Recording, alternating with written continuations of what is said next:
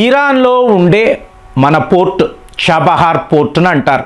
ఇప్పుడు ఇది ప్రమాదములో పడిందా? మీరు ఎక్కడైనా చూడొచ్చు, వందల వీడియోస్ అయిపోయింది. అమెరికా వాళ్ళు, ఇజ్రాయెల్ వాళ్ళు కలిసి ఇరాన్పై దండయాత్ర చేయబోతున్నారు.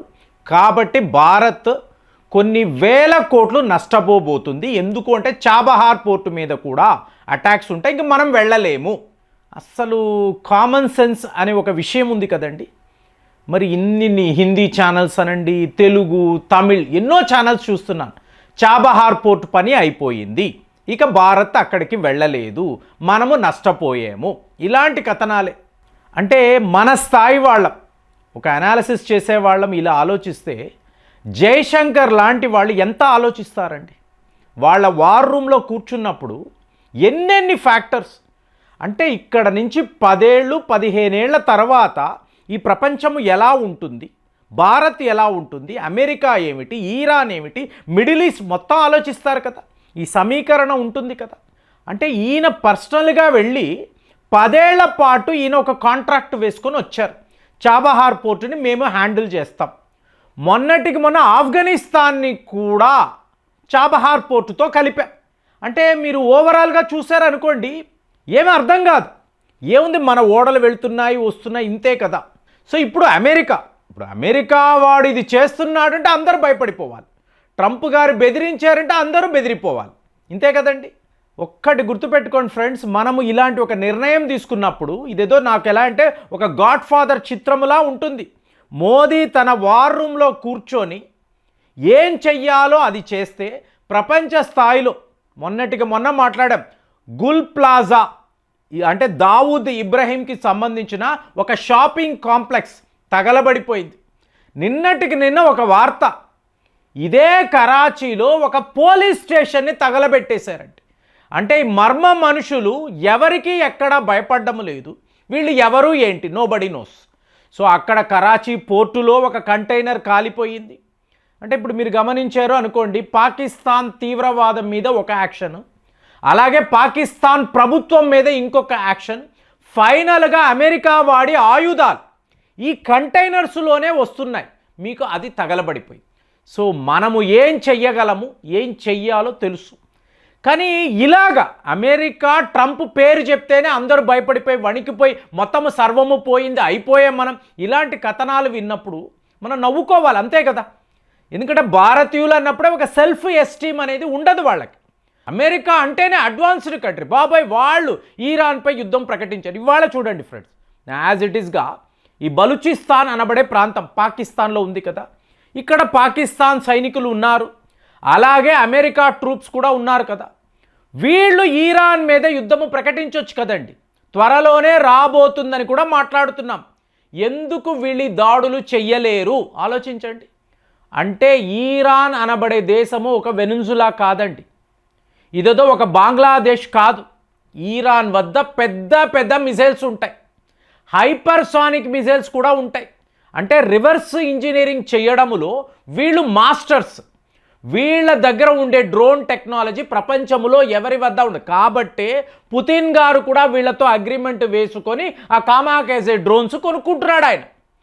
సో రష్యా స్థాయిలో ఒక అడ్వాన్స్డ్ కంట్రీ వాళ్ళు ఇరాన్ వద్ద ఆయుధాలు కొంటున్నారు అంటే మీరు అంత ఈజీగా తీసుకోగలరా అండి? ఇంత కూడా కాదు, ఇదంతా ఉట్టి థియరీ అండి, ప్రాక్టికల్గా లేదని మీరు అనుకున్నారు అనుకోండి.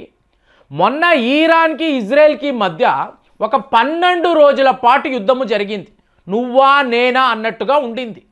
మీకు ఇరాన్ వాళ్ళు 2 రోజులు ఇజ్రాయెల్ మీద దాడులు చేశారండి, మీకు గుర్తుండే ఉంటుంది. ఇప్పుడు ఇజ్రాయెల్ ఇరాన్ని హ్యాండిల్ చేయలేకపోయారు, హైపర్సానిక్ మిసైల్స్ వాడుతున్నారండి. దాంతో ఇజ్రాయెల్కి ఏమైంది, అమెరికా సపోర్ట్ అవసరమయ్యింది. నాటో దేశాలు కూడా వాళ్ళ ఏడిఎస్ అంటే ఎయిర్ డిఫెన్స్ సిస్టమ్ ఇజ్రాయెల్ కోసం ఇవ్వాల్సి వచ్చింది. అయినా కూడా ఎన్నో ఇరాన్ మిసైల్స్ వచ్చి ఇజ్రాయెల్లో పడ్డాయి కదా. మనమే మాట్లాడాం, మీకు మోసాద్ యొక్క హెడ్ క్వార్టర్స్ని కూడా వాళ్ళు టార్గెట్ చేశారు. కాబట్టి ఇరాన్ని మీరు ఆషామాషిగా తీసుకొని వీళ్ళందరూ దాడులు చేస్తే వాళ్ళ సుప్రీం లీడర్ ఒక గదిలో కూర్చొని అయ్యో ఇలా అయిపోయిందా, ఉండదండి. సో చాబహార్ పోర్ట్ అనేది ఇజ్రాయెల్ హమాస్ ఆ టైం నుంచి కూడా మనం చూస్తున్నాం. అప్పుడు కూడా మాట్లాడారు, ఇజ్రాయెల్కి మనం చెప్పే మా చాబహార్ పోర్టుని మీరు టార్గెట్ చెయ్యకండి అని చెప్పినట్టు కూడా వార్తలు వచ్చాయి. మనం కూడా ఒక వీడియోలో మాట్లాడాం. కానీ ఇది అంత ఈజీ కాదండి. లేకపోతే అమెరికా వాడికి ఎంతసేపు, వాడి డెల్టా ఫోర్స్ని ఒక దేశంలోకే పంపిస్తున్నాడు కదా, మరి ఇరాన్లోకి పంపించు. మరి బాంబింగ్ చేశాడు కదండి. బాంబింగ్ చేసినప్పుడు భారత్, రష్యా లాంటి దేశాలు చెప్పారు ఇరాన్కి, నువ్వు ఇప్పుడు తిరగబడ్డావు అనుకో ఇది 3వ ప్రపంచ యుద్ధం అవుతుంది, జస్ట్ కొద్దిగా కంట్రోల్గా ఉండు, సో మేం వర్కౌట్ చేస్తాం. సో అక్కడతో ఇది అలా సైలెంట్ అయిపోయింది. ఇప్పుడు మళ్ళీ అంటే మీకు డొనాల్డ్ ట్రంప్ యొక్క మైండ్ని అర్థం చేసుకోవాలండి.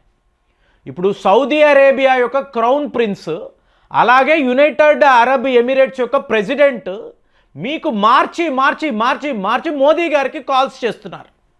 మోదీ గారిని సలహా అడుగుతున్నారు, ఇప్పుడు మేము ఏమి చెయ్యాలి. ఎందుకంటే ఇస్లాం దేశం అంతా కూడా, వీళ్ళేదో ఇస్లామిక్ నాటో అన్నారు, ఏమవుతుందండి, ఒక్కొక్క దేశము ఒక్కొక్క వైపు, ఎవరికి ఎవరి మీద నమ్మకాలు లేవు. సో అలాంటప్పుడు వీళ్ళు ఎలా కలుస్తారు, కలిసే అవకాశం ఏంటి? ఇప్పుడు మీకు ఈ మిడిల్ ఈస్ట్ దేశాల ఆలోచనలు ఏంటి? ఈరాన్ అనబడే దేశము మెల్లగా పతనం అయిపోతే వాళ్ళ ఆయిల్స్ అనేవి వరల్డ్ వైడ్ సప్లై ఉండదండి.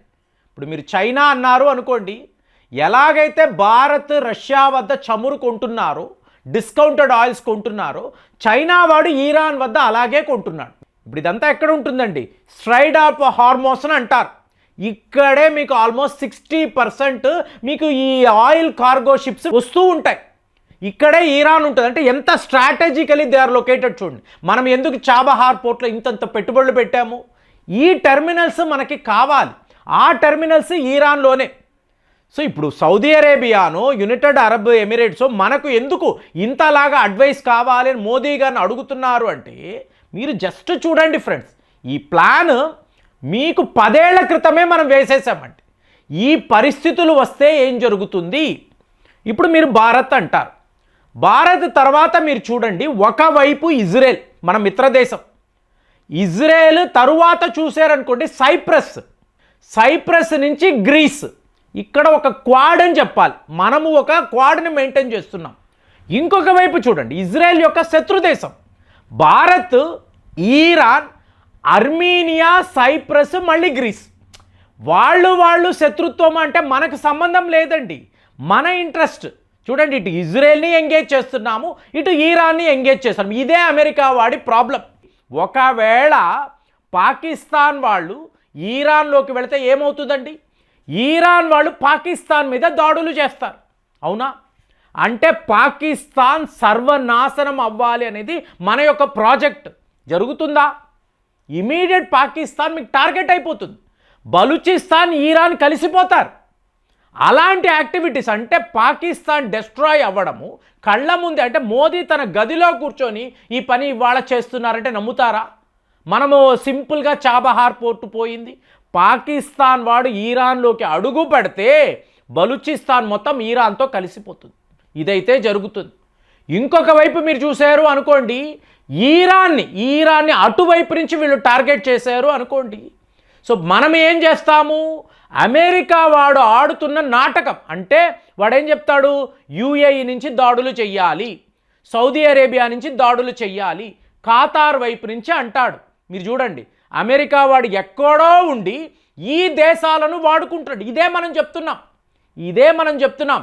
మీరు అమెరికా మాట వింటే మీరు సర్వనాశనం అయిపోతారు. మీరు మీ ఎయిర్ స్పేసెస్ను ఎట్టి పరిస్థితుల్లో అమెరికాకు ఇవ్వకండి. ఎందుకంటే ఈరాన్ వాళ్ళు ఇమీడియట్గా ఖతార్ అంటారు, ఆల్రెడీ చేసి చూపించారు. నేరుగా సౌదీ అరేబియా అంటారు, యునైటెడ్ అరబ్ ఎమిరేట్స్ అంటారు. ఇమీడియట్ దాడులు ఉంటాయండి. వాళ్ళేం ఊరుకోరు, హైపర్సానిక్ మిసైల్స్ వాడతారు. సో అలాంటప్పుడు మీకు అమెరికా ట్రంప్ యొక్క నాటకాన్ని ఆపాలే తప్ప, అయ్యో మన చాబహార్ పోర్ట్ పోయింది అని బాధపడితే మనకు ఎటువంటి జియో పాలిటిక్స్లో అవగాహన లేదు అనేది. ఎంత పెద్దవాళ్ళైనా కానివ్వండి, వీళ్లకు అక్కడ ఏం జరుగుతుంది, గ్రౌండ్ రియాలిటీ ఏమిటి, ఈ నాటకం అంతా ఏమిటని అర్థం కావడం లేదు. ఉత్తినే మనల్ని భయపెట్టడానికి, బెదిరించడానికి ఇలాంటి వీడియోస్ పెడుతున్నారు. ఇందులో ఏ నిజము లేదు. చాబహార్ పోర్టుని భారత్ నుంచి దూరము చేయడం అనేది నాకు తెలిసి ఇంపాసిబుల్. మరి మీరు కూడా నా అభిప్రాయంతో ఎస్ అంటారా, నో అంటారా? కామెంట్స్లో రాయండి. మళ్ళీ వచ్చే వీడియోలో కలుద్దాం. జై హింద్.